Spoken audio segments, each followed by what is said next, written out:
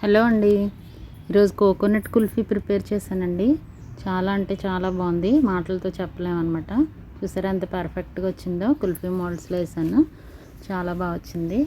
నచ్చితే ఒకసారి మీరు కూడా ట్రై చేయండి. పిల్లలు కుల్ఫీ ప్రిపేర్ చేయమంటున్నారు. ఎప్పుడు మిల్క్తోనే కదా, ఈసారి కోకోనట్ మిల్క్తో ప్రిపేర్ చేద్దామని చెప్పి చేశానన్నమాట. చాలా బాగా వచ్చింది. ప్రిపరేషన్ చూద్దామండి.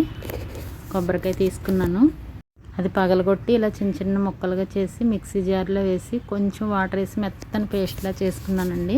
స్ట్రైనర్లో కాకుండా క్లాత్లో వేసి వడగట్టాను. అప్పుడు చిన్న చిన్న పీసులు ఏమి పాలల్లో పడకుండా ఉంటాయండి. అది తీసుకెళ్ళి ఫ్రిడ్జ్లో పెట్టాను. తర్వాత ఒక half litre full fat milk తీసుకొని ఇదిగో కాస్తున్నానండి. దగ్గరుండి హైలో పెట్టే కాస్తున్నాను. హైలో సిమ్లో టర్న్ చేసుకుంటూ మేగడ కట్టకుండా కాస్తున్నాను అనమాట. చూస్తున్నారు కదా, కొంచెం పాలు చిక్కపడే వరకు అలా గరిటెతో తిప్పుతూ కలుపుతున్నాను. ఈలోపు కొద్దిగా జీడిపప్పు, బాదం పప్పు, పిస్తా కలిపి పౌడర్లా చేసుకున్నాను. మిక్సీ జార్లో వేసుకొని చిన్న బౌల్లోకి 2 స్పూన్స్ షుగర్ తీసుకున్నాను. అందులోనే మనం ప్రిపేర్ చేసుకున్న జీడిపప్పు పౌడర్ ఉంది కదా, అదో 2 స్పూన్లు తీసుకున్నానండి. తర్వాత మిల్క్ పౌడర్ ఒక 2 స్పూన్లు తీసుకున్నాను. అవన్నీ బాగా కలిపి ప్రక్కన పెట్టానండి. ఇదిగో పాలు బాగా మరుగుతున్నాయి కదా, ఇంకాస్త మరిగిన తర్వాత మనం ప్రిపేర్ చేసుకున్న ఈ పౌడర్ అంతా కలిపి వేసుకొని బాగా తిప్పుతూ ఉండాలి, ఉండలు లేకుండా. అలాగే అడుగు కూడా పట్టకుండా బాగా తిప్పుతూ ఉండాలి. ఒక స్పూన్ కార్న్ఫ్లోర్ ఒక బౌల్లోకి తీసుకొని కొద్దిగా పచ్చిపాలు వేసి బాగా కలపండి. ఆ కలిపిన కార్న్ఫ్లోర్ మిశ్రమాన్ని మరుగుతున్న పాలల్లో వేసి బాగా కలపండి.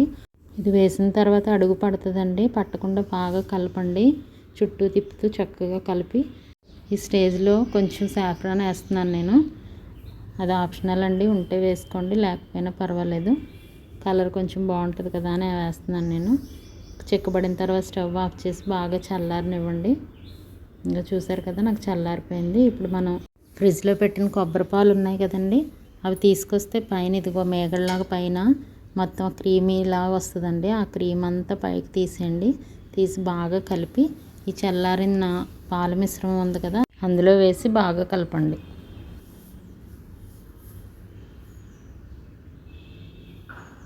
చూస్తున్నారు కదా, ఇలా కలిపేసి కుల్ఫీ మోల్డ్స్ ఉన్నాయి కదా, అందులో వేసేయండి.